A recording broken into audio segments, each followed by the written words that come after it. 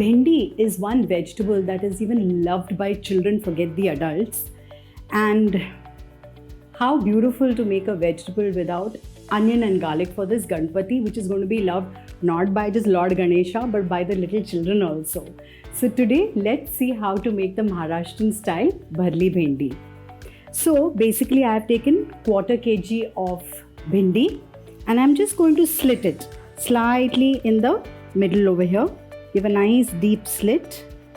I'm not chopping off the tops because I think it looks very pretty. You can if you don't like it, but I think it looks very pretty, so I've kept the tops of the bhendi. And now we'll prepare the stuffing. So for the stuffing, I'm going to use 1.5 cup of freshly grated coconut, 2 tablespoons of freshly chopped coriander leaves. Here I have roasted peanut powder, which is coarse, we call it danyacha koot. Yeah, so I'm going to add about 3 tablespoons of danyacha koot to this. This gives a nice crunchy taste or a texture to your dish. Now to this we'll add 1/2 teaspoon of turmeric powder, a teaspoon of red chili powder, a teaspoon of coriander seed powder, 1/2 teaspoon of cumin seed powder, some salt to taste,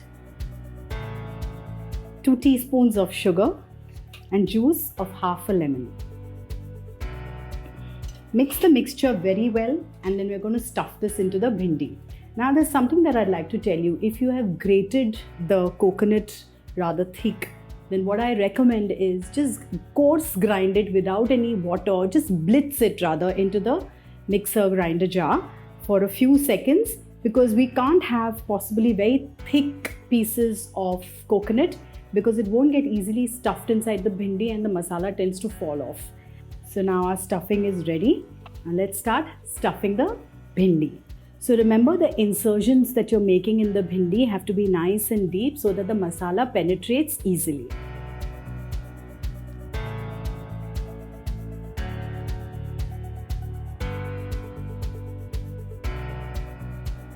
Now heat a pan and just drizzle 2 to 3 tablespoons of oil on it and simply place the stuffed bhendi on top of it.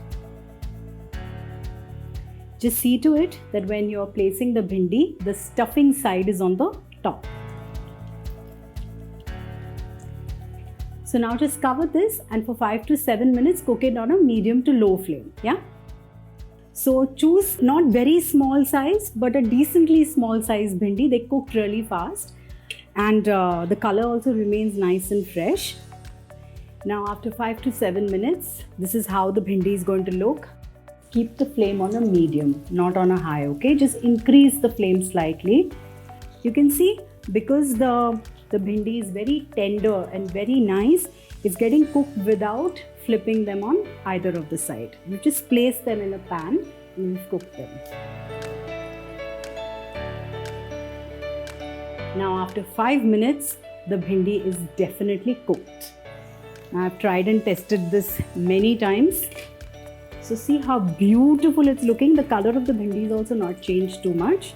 And plus the masala has remained intact. So now we're going to remove it in a serving platter. Now the good part about making this recipe or this dish is you can always stuff the bhendi a day prior and then you can just pan fry it the next day. So when you cook the bhendi in this particular method, the bottom of the bhendi is nice and crisp and on the top it remains soft and moist because of the stuffing. So you enjoy the dish even better.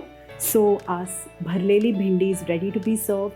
So do try it this Ganesh Chaturthi and let me know and keep watching Smita Dev.